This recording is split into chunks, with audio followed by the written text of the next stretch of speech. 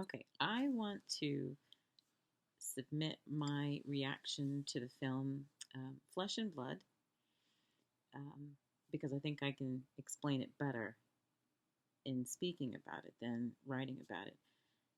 I'll have to say that I watched it twice.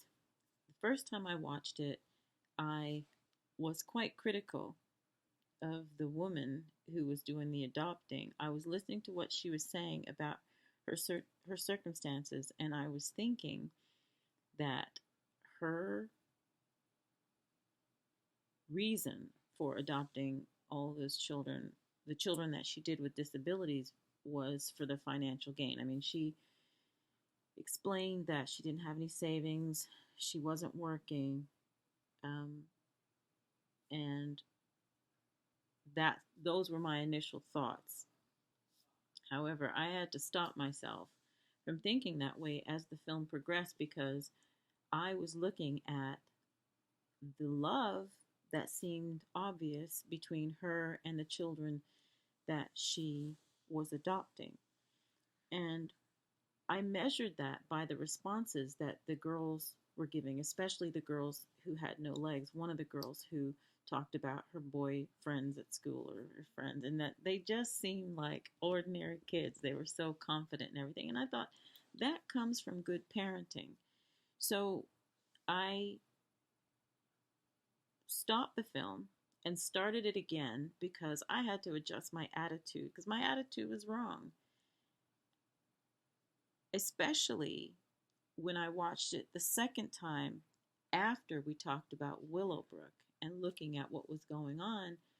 Then my attitude, it's like scales fell from my heart when I start thinking, there should be more people like Susan Tom, including me, who are willing to take in children because they need to be taken in, because they need to be loved,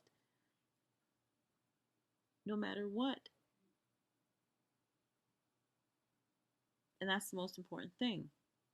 So I had two reactions to the film, and I'm kind of disappointed in myself in that I will sit and look at something and have critical thoughts and be so emotionless when I'm watching it.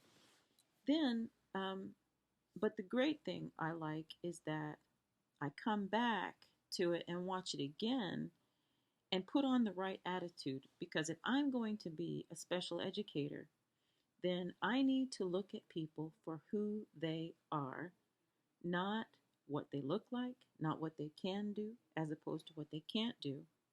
And I need to see them as a person because that is who they are. And it's funny, being a person of color, you would think that I wouldn't have these prejudices that cause me to hesitate and cause me to categorize or put people into categories based on disability. You would think that I would know better than that. What that shows, though, is that I'm human and I'm ignorant sometimes, like other people, but I'm happy that I stopped to think about the film, especially after we talked in class about Willowbrook and looking at the big picture on how people, because of people's fears and ignorance, people are treated according to their circumstances and instead of according to the fact that they're human beings who need love, who need care, who need understanding, whether they understand that or not. Um, those of us who know better should do better, and that includes me. And I'm kind of surprised that I've been having the reactions that I have had to the movies, and then other things that have been linked to them, especially on YouTube, that I watched in relation to My Flesh and Blood. Now, going back to Susan after I watched Willowbrook, I see her as somebody who, whatever her reasons are for loving those children, it is clear that she loves them, she gives to them, and they are as normal as any other child would be. apart from the circumstances that they're in. I particularly had a change of heart towards Joe when, and first of all, when I saw him cry so desperately when his mother was leaving him. I understood that that's a hard thing for a kid to put into context. You know, why are you leaving me behind? Why can't you take me with you? Why are you leaving here with this family, even though with that family was the best place for him? And that's highlighted to me when Susan doesn't respond to, his his hatefulness when he's frustrated towards the girls. I mean, she does respond to it, but that doesn't stop her from loving him the way he needs to be loved through the difficulties that he's facing.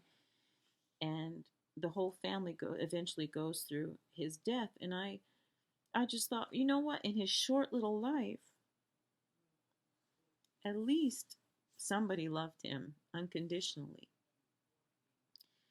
And that's the bigger picture, because we all have difficulties when we are faced with certain circumstances. But children, it must be especially difficult for them to rationalize or reconcile the difficulty or disability that they have, and then, you know, the situations that they find themselves in. And I think that my response to watching My Flesh and Blood is